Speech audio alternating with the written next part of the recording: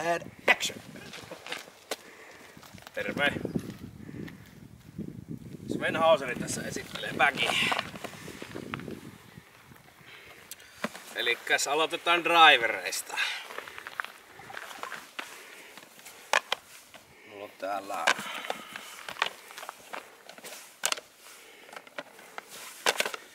kuusi driveria, mitä mä käytän pääosin.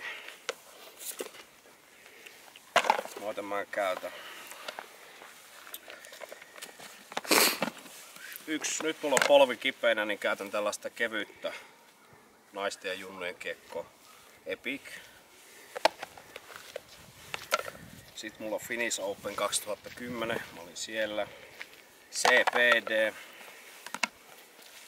Sitten X-Caliberi. Toinen X-Caliberi. Ja sitten mikä varmaan monelta löytyy kassista, niin siitä aina kun mä en tiedä mitä pitäisi heittää, niin että kun jos on kova tuuli tai sitten ei ole tuulta ollenkaan, niin mä käytän Spectraa silloin. Tässä on mun alivakaa Spectra ja tää on sitten alivakaa. Sitten ylivakaissa, lyhyissä heitoissa sekä pitkissä ja alivakaissa heitossa, niin mä käytän tätä Whippettia. Tää on 8 vuotta vanha ja täysin iskemätön, niin kuin huomaatte. Sitten yksi hyvä kauppa, mistä ostan paljon, niin on toi kolmisope sittari.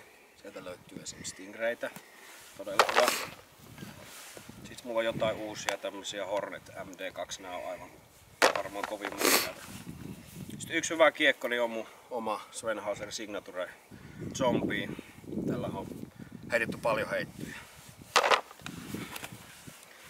Ja sitten vielä näitä midareita, niin 8 vuotta vanha Coyote. Tääkin on sellainen, että kun en tiedä mitä pitäisi heittää, niin mä yleensä heitä sitä, mutta välillä mä käytän sitä. Sitten puttereita. Pro Peak. Tätä mä heitän kämmenellä, upsilla ja forella myöskin kämmenellisellä. Ja viimeisenä on Spike Horde muovilla. Tää on tosi hyvä. Tällä mä oon heittänyt paljon putteja yhdelläkin väylällä.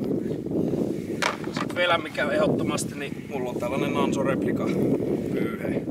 Tätä on käyttänyt nyt 2-3 viikkoa. On todella hyvä olla. Tällä hetkellä vähän märkä ja haisee. Tällaista.